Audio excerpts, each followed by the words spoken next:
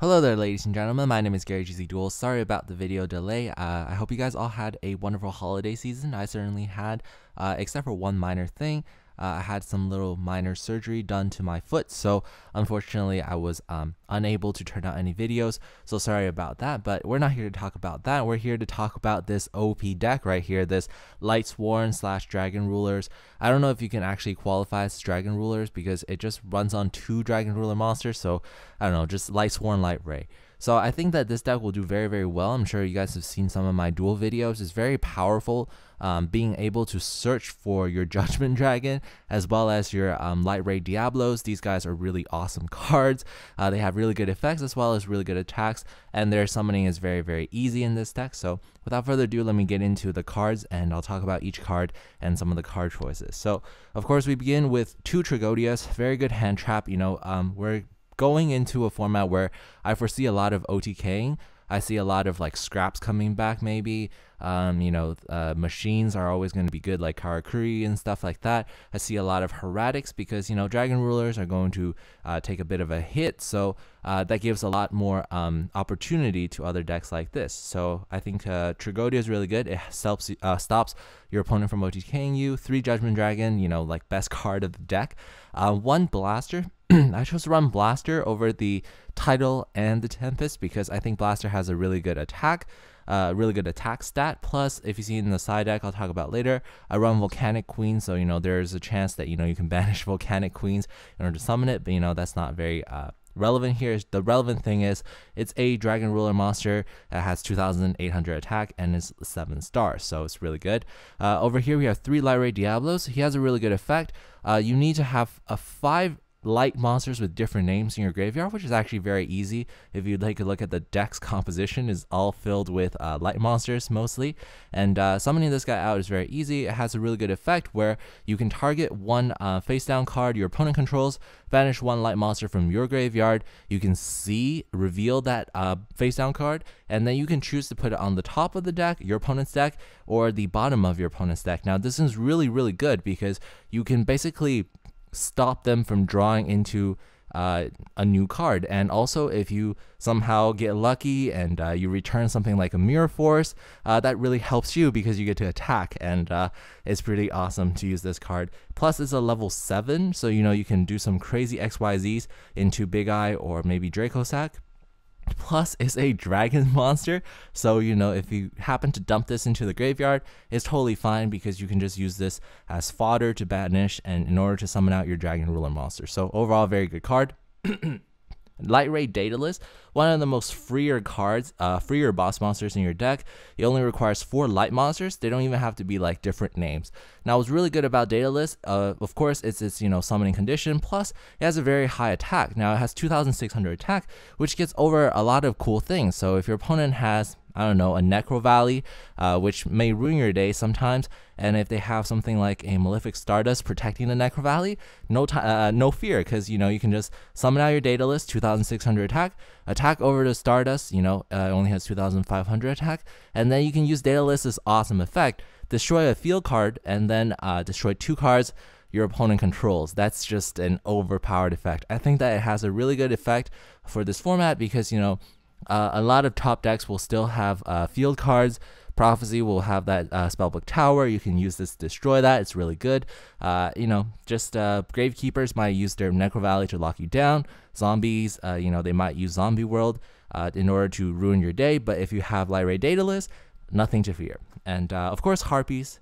Over here we run 1 Redox. Redox is really good in this deck because in addition to like dragon monsters, there are a lot of earth monsters. You have 2 Card Trooper plus 2 Maxi, which can come in handy to banish. And if you happen to have this card in your hand plus your Daedalus, plus your Redox, you can use that as a monster reborn, just in case. And yeah, so that's really good. 2 of this Raiden, Lightsworn Assailant, is a very good card because it's a level 4 light tuner monster. That's also a Lightsworn monster, so you can mill cards with it. But as a level 4, it has a lot of synergy, both with the Dragon Rulers as well as the Lightsworn monsters. You can summon this out mill a couple of cards. If you have a Lumina and you use Lumina's effect to summon this out, you can go into this new Lightsworn Synchro monster. You know, it's a very good effect as well. Or if you just summon it and you happen to have a Dragon Ruler monster, you can all of a sudden turn this Raiden into into a Star Eater. So that's pretty good. It's also very free. 3 Lilas, nothing need to be said about this because you need to pop a back row. Over here we have 3 of this Eclipse Wyvern. Eclipse Wyvern is really good because it helps you search out JD. Like seriously, you can if this happens to be in your graveyard, you discard it by using Lumina's Cost, or if you mill it by using a Lightsworn effect, whatever. And if you detach it as an XYZ material, you get to basically banish your JD from your deck. And then when this card is banished from the graveyard, you can just search that JD to your hand. Now, it's easily banishable because you have, of course, the Dragon Ruler monsters. But in addition, you also have, Light Ray Diablos' effect, which requires you to pay the cost of banishing 1 light monster, which happens to be, Eclipse Wyvern. So there's a lot of possibilities to use this card, and it's really, really strong. There are games where I just have like multiple JDs in my hand that I don't even need to use because it's just an overpowered deck. So definitely a good card with Eclipse Wyvern. Honest, nothing needs to be said. 3 Lumina, really good. 2 of these Minervas are really good too because it makes you it's very versatile because it has a good effect when you discard it or when you mill it. You get to mill an extra card. It's also very good because you can use it to synchro for level 6s with your Lumina. You can use this and XYZ with your Lumina. It opens up a lot of versatility in the extra deck. Plus, sometimes you might be able to search for a JD. Not really. Don't ever do that. I'm just joking. Sometimes you get to search for a Eclipse Wyvern though, because its effect is you get to search for 1 light dragon type monster whose level is less than or equal to the number of Lightsworn monsters with different names in your graveyard. So getting 4 is pretty easy, and you might get a plus with this, but I don't know. It happened to me like once. 2 of these Card Troopers, really good. Helps you start your deck in the beginning. 2 of these Maxis. I think that Maxi is really relevant in this format again, especially with Madoches coming out. I haven't talked about that yet. Like, that's going to be a monster. That's going to be a problem deck to deal with once Primal Origins coming out. So, Maxi is going to be really relevant. 3 of these Raikos. Raikos get you out of problem situations. Raiko helps you deal with your worst enemy, which is Ophion. And Raiko is just a generic problem solver that you need. 2 Effect Veilers. Monster effects will become very relevant as well. I can see that Bujins, well, actually no, it's irrelevant in Bujins. I can see in I don't know, decks like Fire Fist. That could possibly be one. Prophecy will still be very powerful. I think that also like other tier 2 decks that usually didn't have a chance will now have more of a chance, especially with like Insectors. There's a lot of ways to use this Effect Veiler. And then for the spell cards, we only run 4. You run 3 Solar Recharge and 1 Charge of the Light Brigade. So that's it, just to help you mill the deck out. In the extra deck, we have 1 Star Eater, 1 Crimson Blader, Scrap Dragon, Stardust Spark Dragon. You might notice that there's no, for the level 8 synchros, there's no regular Stardust. I don't think that that's necessary because usually when I need to go for a good level 8 monster, I'll either rely on my Stardust Radiance Dragon, or I'll just, I don't know, go with Scrap Dragon instead, because the Stardust Dragon is pretty weak because you don't have any protection in your backfield. For level 7s, this card is really good. This Michael, the Lightsworn Arc, really good effect. Pay 1,000 life points, banish 1 card from the field. Like that's even an effect. That's not fair. Black Rose Dragon, you actually go into this a lot, especially if your opponent overlooks your graveyard and you somehow have like a Lumina on the field. It's very free to just go and summon out Raiden and then mill a couple of cards and then go into the Black Rose, destroy their field. If they have a response to that, now you get to summon out your JD and destroy the field anyway. So it's pretty awesome. 1 Vulcan Divine, you might not be able to get this card, but it's a really good card. You can synchro into this by using Lumina and Minerva, but this card is just I don't usually go for this card. So if you want to switch out for something more obtainable, HTS would be okay, or maybe you can go into another rank 3 XYZ. For rank 7 XYZs, we have 1 Draco Sack and 1 Big Eye is usually enough because you don't necessarily want to waste these light raid monsters as well. They're pretty good on their own. Level 4s, we have 1 Omega, 1 Omega, 1 Dire Wolf, 1 Star Leech Paladinamo, 1 Mace Stroke, 1 Cowboy. For rank 3s, we only have 1 Mech-Whip Engineer because the chance of you going into a rank 3 XYZ is actually very slim, and I don't see anything that's absolutely necessary. I just see that, you know, Mech-Whip Engineer is pretty good, especially if you can use this to defend something like Judgment Dragon. If you have this plus Judgment Dragon on the field, you're guaranteed to save that Judgment Dragon no matter what, so that's pretty good. Now in the side deck, we have 2 Volcanic Queens because I see this trend of people having 1 boss monster that they tank with, and then they're just going to protect that tank monster. So, you know, Bujins would be a good example. You know, they try to like protect Yamato at all costs.